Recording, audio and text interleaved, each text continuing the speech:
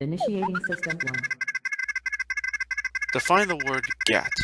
If you know that word, you probably know that it's from an Uzi. Uzis, they're well known for System its 1 own located. part. But what about the smaller part? The smaller brother. The one that is much smaller than the original and can fire a whole bunch of lead. Today, we're going to be reviewing that weapon, the Mini Uzi SMG. War was looming in Israel, and in 1948, this weapon was made by Uziel Gal. He didn't want the weapon named after him, but either way, it was still named after him. They needed a weapon that could stand against the Israeli sands and could not jam. The Uzi was the first weapon that had, or one of the first weapons that had a telescopic bolt, which means the handle and the magazine would be together, which means it will be in the bottom at least. But the Uzi was a very successful weapon, being used in over 90 countries, and was the most successful SMG since then. No other weapon has come close to it. The Mini Uzi, however, is a smaller version of the original Uzi and has a much faster fire rate compared to its older brother.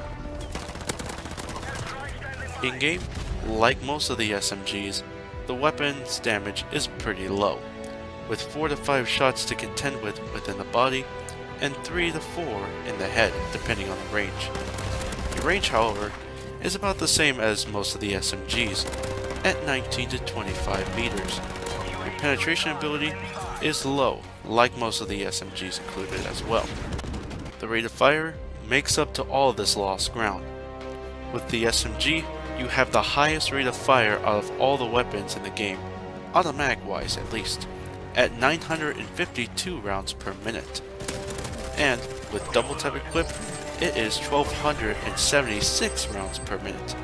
Enough to consume your ammo regularly, but it's pretty good for quick times to kill. Your hipfire, however, is low, like most of the SMGs included, which is a pretty good combination. Recoil is high, a pretty bad idea. When you're contending with people when it comes to a medium to longer range, this weapon will be kicking all over the place. You would have to use short control burst in order to gather up into those ranges. Your aim time is about the same as the SMGs, at 200 milliseconds. Your switch times, however, are a little bit slower, at 420 milliseconds down and 800 milliseconds up. Your movement speed is on par with most of the SMGs at 100%. Like most of the SMGs, you also have an average magazine capacity at 32 rounds. The 2 extra rounds can make somewhat of a difference though. Your starting supply, however, is average, like most of the SMGs as well, at 64 rounds, plus the 32 you have in your gun, makes it into a total of 96 every time you spawn. Your reloads, however, are going to be more moderate, at 2.4 seconds, but you have to wait for the entire reloading animation to complete in order to use the weapon, like much for the Scorpion. For our class, we are going to be using a running gun kit. This is not going to be as much compared to the Scorpion, but it is going to be involving tactical, speed, and surprise, making sure that your reloads are quick, making sure you get out of there quick, and making sure that your enemies are going to be disoriented once entering the combat zone. First, for our class, we need an attachment, and our recommended attachment is the red dot sight. At first, you are going to probably wonder what those iron sights are. Those iron sights are probably one of the worst when it comes to the SMG category, until you get used to them at least. But for replacement, the red dot sight can definitely work and can replace it with a more visual, clear picture. And with this weapon, you can also see the more visual recoil compared to that of the iron sights. But if you're used to the iron sights eventually, then a more subtle replacement can be used. The suppressor can be worked as a silent hidden run class, but it can require a little bit of adjustment to your playstyle, and it does have a little bit of subtraction when it comes to your range. But either or can work depending on your preference. There is only one good perk when it comes to perk 1, when it comes to tacticals at least. Special Grenades times 3 will help you disorient your enemies at objectives, rooms, or hiding behind corners, and you will also be equipped with 3 tactical grenades of your choice, but you just can't equip it with smoke. Stun grenades, they can help you when it comes to quicker tosses. They could disorient your enemy, but they can still see you. Flashbangs, they take a longer time, but they can't see your enemy at all, and you can move at regular pace. But if you don't like the tacticals, then Bandolier is no doubt a very good choice. It's the best perk when it comes to your ammo as well, since you have a decent supply. Next, Sleight of Hand is kind of mandatory due to the reloading process and the animation process as well. You have to wait for the entire gun to reload entirely in order to use the weapon. And that can easily get you killed even in tighter situations. With Sleight of Hand, that thing goes away and you can easily kill people, go to cover, reload, and then just shoot some more and then just run away from your problem. But if you want more rate of fire, then double tap is also a good choice, mowing down more enemies than the bullet spray, but you do have to deal with the more moderate reload time. But if you're good with it, then it can be a good choice. Finally, when it comes to surprise, there is no other perk than Martyrdom, and Martyrdom is a whole bunch of surprise.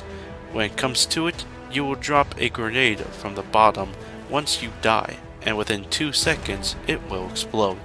So if you have an enemy that is coming by you, trying to teabag you, or even trying to get into objective and you're in it, then they're going to be met with an explosive surprise, killing or injuring others that are in the way, and your enemies or your friendlies can easily sweep them down too if they're injured.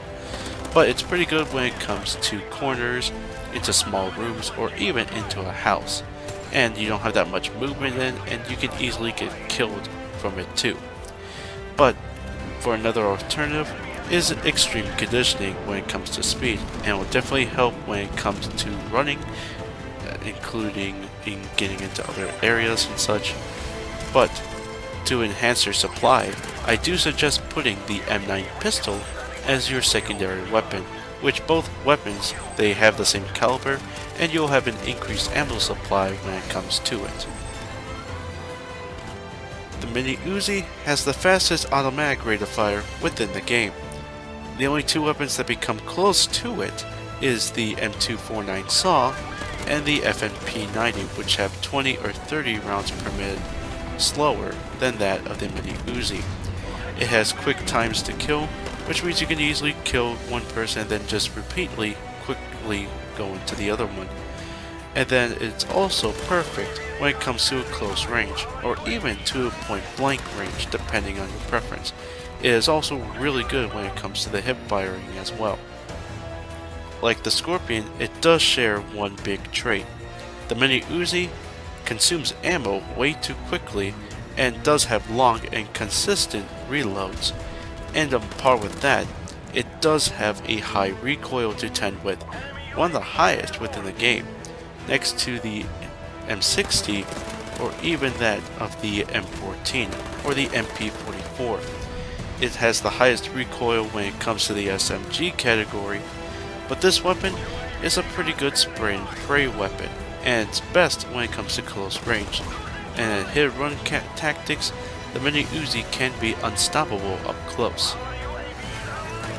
A lot of countries use the GAC for a good reason.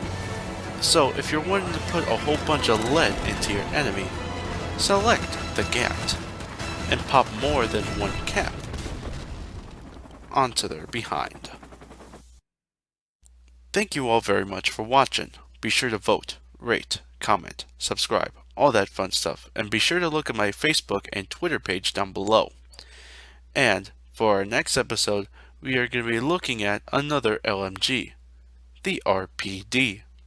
Until then, GalacticStorm saying, I'll see you guys later.